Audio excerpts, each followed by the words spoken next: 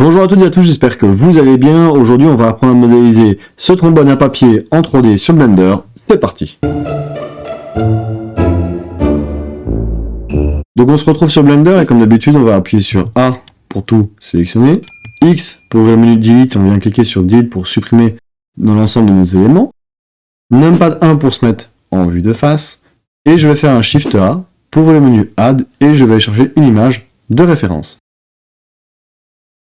Une fois que j'ai mon image de référence, je vais aller chercher le Selectable, qui est juste ici. Je vais le désactiver sur mon image de référence, comme ça je ne peux plus la sélectionner, ni la déplacer, ni faire une rotation. Je vais zoomer sur mon élément. Shift A pour ouvrir le menu Add, je vais aller chercher un mesh et je vais prendre un cylindre. Je fais un S pour le scale, GX pour le déplacer, encore un S. Je vais appuyer sur Tab pour passer en Edit Mode, Z mode Wireframe pour pouvoir voir à travers et sélectionner mes éléments qui sont derrière ma pièce. Numpad 1. GZ pour me remettre ici en haut, donc là je viens de me déplacer sur l'axe des Z.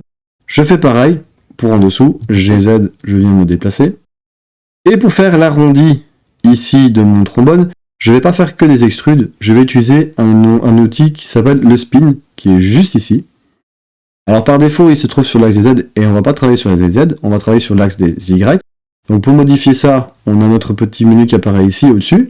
Donc vous avez bien le X, le Y et le Z, donc on va rester sur le Y. Je vais cliquer sur le plus pour me déplacer là où je dois aller. On a le petit menu Spin qui apparaît juste ici en dessous, donc on peut cliquer dessus pour l'ouvrir. On va modifier l'angle, on va mettre un 180 degrés, comme ça on a bien notre rotation qui s'est fait. Alors, Numpad 1 pour être en vue de face, ça marche toujours mieux.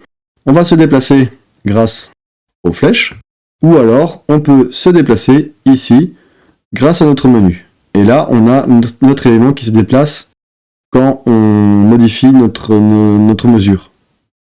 Donc c'est plus pratique de travailler comme ça, je trouve. Après, on peut se déplacer ici aussi pour voir comment ça se passe dans notre scène 3D. Une fois que ça vous convient l'arrondi, on fait un E pour extruder de nouveau. Alors le spin est toujours activé ici en bas. Donc si je remonte, je fais un GZ pour me déplacer. Le spin est toujours activé. Donc on peut venir faire un spin de nouveau. Dans mon angle ici, je vais mettre un 180 degrés. Même si je suis à l'envers, c'est pas grave. Je vais venir aussi me repositionner ici. Donc est-ce que je suis bien au niveau de ma hauteur? Là, oui.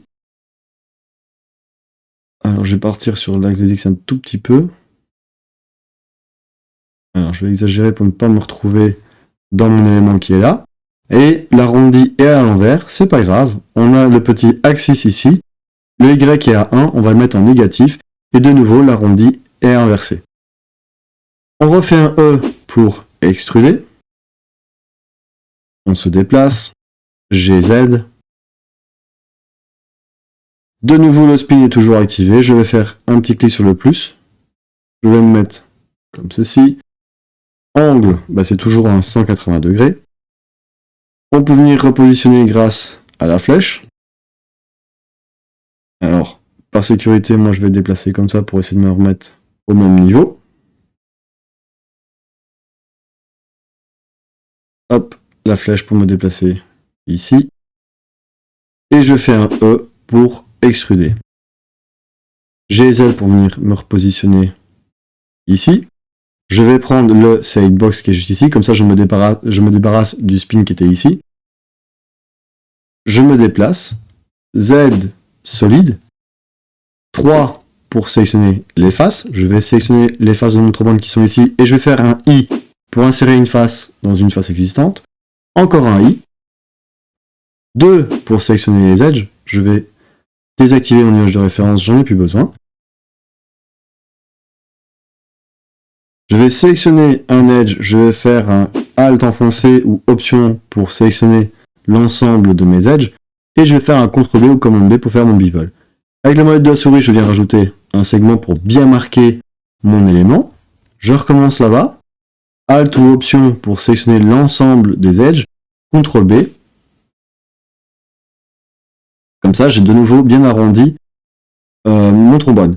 Je peux faire un CTRL 1 ou commande 1 pour appliquer une seule surface, clic droit, Shade Smooth pour venir lisser mon mesh. Et j'obtiens bien mon trombone comme ceci. Maintenant nous avons notre trombone, nous allons nous attaquer à la texture. Pour la texture, je vais chercher celle que j'ai fait, dont je vous mets un lien juste ici. Ça va être le plastique. Je sélectionne ma sphère, je fais un CTRL-C pour bien le copier. Je retourne dans File, Open Recent et je vais chercher mon trombone que j'ai sauvegardé. Pas besoin de sauvegarder le plastique. CTRL-V, donc je viens bien d'importer mon élément. Je peux appuyer sur X pour ouvrir le menu Delete et supprimer mon élément. Je sélectionne mon trombone, je vais dans le shading.